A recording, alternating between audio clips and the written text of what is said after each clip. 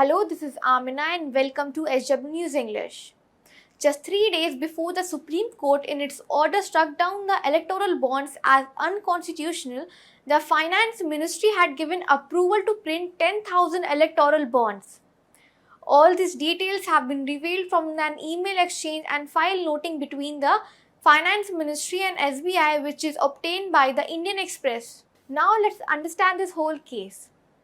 A note dated February 27 has put on record that an order was placed for printing 400 booklets and 10,000 electoral bonds.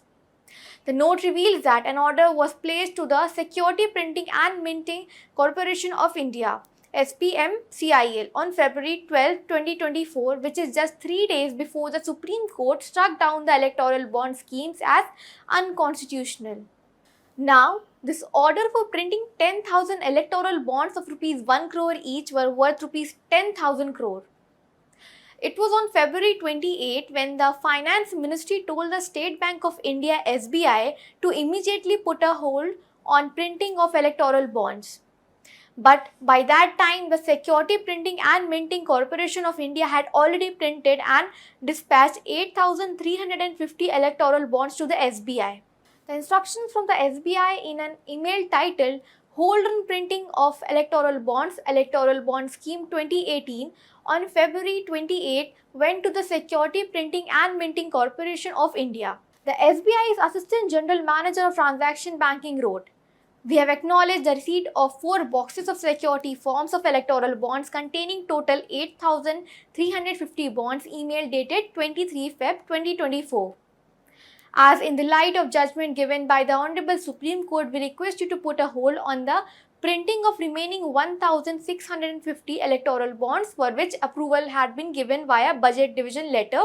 On the same day, another email went from the Finance Ministry's budget section to the SBI and others in the ministry asking that SBI be requested to communicate immediately to SPMCIL to put a hold on printing of remaining bonds. Moreover, earlier an activist, Commodore Lokesh Batra, filed RTI which established that it is the money of the taxpayer which is used to print and manage the electoral bonds. It is not the donors or political parties whose money is involved in managing and printing the electoral bonds. Another RTI has revealed that the SBI had charged 13.50 crore to the government towards commission, printing and other expenses for managing and operating the electoral bond scheme between 2018 and 2023. But the cost of printing these 8,350 bonds for this year is still not known. Now, the question here is, why did the government take these many days to ask SBI to stop the printing process of electoral bonds when the Supreme Court had already declared them unconstitutional on February 15? Do let us know what you think about what could be the potential reasons for the government in delaying the whole process for electoral bonds printing. And that's all for this news report. Till then, keep watching SW News English and download our app News Shorts to get the latest news and updates.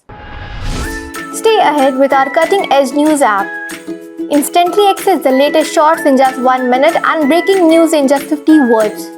Download now for a smarter, faster news experience.